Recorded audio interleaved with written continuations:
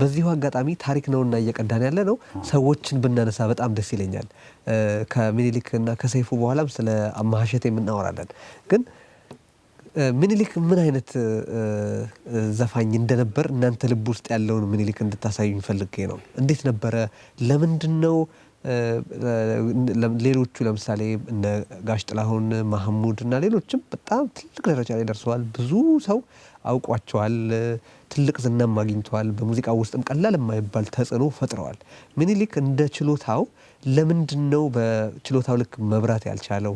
በወቅቱ ምን አይነት ችሎታ እንደነበረው እነዚህ የመሳሰሉ ትዝታዎቹን እስቲ ንገሩ። እሺ ምኒልክ እንዴት መሰለ ማለት አሁን አልካቸው የታወቁ በጣም ጎበዝ ዘፋኞች ናቸው የጠቀስካቸው ሁሉ። ምኒልክ አጋጣሚ ምኒልክን በቅርብ እናውቀዋለን እና የምኒልክ ዋናው ስጦታ ለምሳሌ አንዳንድ ሰው ፎቶግራፍ የማያምርለት ሰው አለ። ፎቶግራፍ ላይ ስታው ማያምር ማለት ፎቶግራፍ ወይም ደግሞ እንዳለ ነው የምነግርህ በሌላ ቋንቋ እንደወረደ ገባኝ። እና ምን ማለት ነው? እሺ ፎቶግራፍ ሲነሳ ማያምርበት አለ። ወይም ደግሞ አንድ ካሴት ምናምን ሲያወጣ ምናልባት ብዙ ላይሸጥ ይችላል። ግን ግን በእውን በህይወቱ በምታየው ጊዜ መሪ ነው። እና አንዱ ካለው ከምኒልክ ትንሽ ማለት መዝናናት ሰውን ዝናና ምናወራው ልክ ነው። ምኒልክ ብዙ አይናገርም፣ ግን በቃ ለሙዚቃ የተፈጠረ ነው። ከአለባበሱ ጀምሮ ድምፁም ተው እና እኛ ጋር በሚሰራበት ጊዜ ዋልያስ ባንድ ባነን ከሚያስቅ ዋልያስ ባንድ ማንም አምባሳደር ይምጣ ማንም ይምጣ ጣሊያን ይምጣ ፈረንሳይ ይምጣ ዶቬ ነው። ጣሊያን ከመጣ ዶቬ ምኒልክ ነው የመጀመሪያ ጥያቄ ገና በሩ ጋር ሲገባ እና ፈረንሳይም ከመጣ በፈረንሳይ ምኒልክ ይታል፣ በጣሊያን ምኒልክ ይታል። በጣም ነው አረብ ከመጣ በጣሊያን በአረብኛ ምኒልክ ማንኛውንም እንትን ነው የሚሰራው ማንኛውንም ዘፈን። ስለዚህ በክለብ ውስጥ ማንም ሰው አይችልም ማለት በጣም የሚችል እና ትዝ የሚለኝ ምኒልክን እኛ አንድ ጊዜ ስናስመጣው እኛ ዋልያስ ሊሰራ ማለት ዋልያስ ባንድ ሊሰራ። በነገራችን በዚህ አጋጣሚ የዋልያስ ባንድ ዋና ፒያኖ ተጫዋች ኃይሉ መርጊያ ነው። እሺ እኔ ኃይሉ መርጊያን አጋዥ ነኝ። ኃይሉ መርጊያ እሺ እና ኃይሉ መርጊያ ጎን ነው የምቀመጠው ብዙ ጊዜ እና ምንም መጀመሪያ ከምኒልክ የሚያስደንቀው ብዙ ብዙ ምናምን አያረግም አረግም አይደለም። በቃ በጣም አይጨነቅም። ሙሉ በሙሉ ሙዚቀኛ እና ኪ ይባላል በአማርኛ ቁልፍ እንላለን። ላይክ ገባኝ። ምኒልክ ቁልፍ አይመለከተውም። እንደሱ በሆን እንዴት ደስ ቁልፍ የሚባል አያውቅም። ምን ማለት ነው?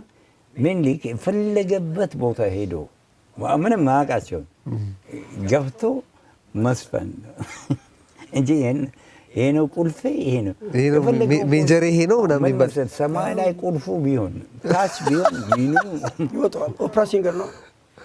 የሚገርም ስጦታ ነው ያለው እና ከዛ ከስጦታው ሌላ ያለው በተጨማሪ አንደኛ ክራባት እና አለባበስ እና በር ላይ ነው የሚጠብቀው። በር ላይ ሆኖ ያስገባል እና አንድ 3-4 ቋንቋ ይናገራል። አረብኛ ይናገራል፣ እንግሊዝ፣ ፈረንሳይ፣ ጣሊያን ይናገራል እና ኤምባሲዎቹ ሁሉ ያውቁታል ሁሉ እና ብዙ ነገር መሸፈን የሚችል ነው። ግን እንትን አያረግም ማለት በገንዘብ ልትይዘው የምትችል አይነት ሰው አይደለም ጨርሶ። እውነቱን ለምናገር ለባንዳችን ትልቅ አስተዋጽኦ ነው ያደረገው። ምክንያቱም በፊት ለዋና የምትባል ዘፋኝ ነበረችን፣ ጣሊያን ነች እና እሷ ጣሊያንኛ፣ ግሪክኛ፣ ስፓኒሽ ሁሉም ነገር ትዘፍናለች። በጣም ጎበዝ ነች፣ ፒያኒስትም ነች፣ ሲንገርም ነች። በኋላ አንድ ጊዜ መጥተው ነበር ጣሊያኖች አገራቸው ከገባቸው እንዲህ ይሰጣቸዋል የሚል በሀገራቸው ሄደች። እርግጥ አልተመቻችም፣ መመለስ ፈለገች። ለመመለስ ግን ወርክ ፐርሚት ነው፣ ከባድ ነው እና ችግር ነበር። ወደ ኢትዮጵያ ለመመለስ ኢትዮጵያ ለመመለስ ፈልጋል፣ አልቻልንም። በኋላ ምኒልክ አስገባ ነው። ምኒልክ እጥፍ ሆኖ አገኘ ነው። አንደኛ የማይዘፍኑ ዘፈን የለም። የሱዳንና የአረብኛ ይለያያል።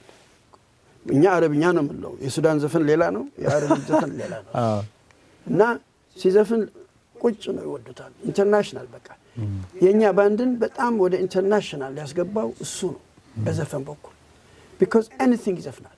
አሁን ግርማ በየነ ትልቅ ዘፋኝ ነው፣ ግን የእንግሊዝኛ ነው የሚዘፍነው፣ የአማርኛና የእንግሊዝኛ። እሱ ግን የፈረንሳይኛ፣ ጣሊያንኛ፣ አረብኛ፣ የሱዳን የአረቦች ምናምን anything ነው የሚዘፍነው።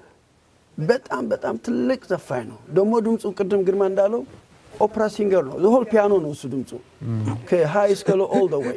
ስለዚህ እኔ ኪስጠው ይወጣዋል እና ለምን ያቅበታል ድምፅ ከናቹራል ወደ ፋልሴቶ አቀያየሩ ያቅበታል። ጎበዝ ሪሊ ሉዝ ነው በጣም ያደረግ ነው በዛን ጊዜ። ወፎች ሌሊት ሲንጫጩ ታዝበውኝ ይሆናል ቀይ ናት ወይም ጠይም ጋነች ደንገድቦ አረማመዷ ገርሞ ሽንቷ ቀጭን ከችባው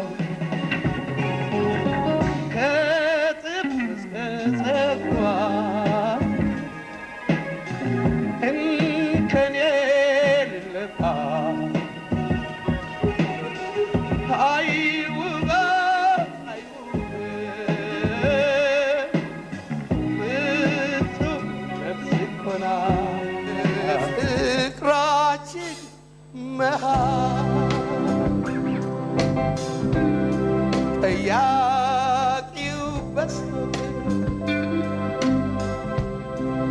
እኔ ውሸቴን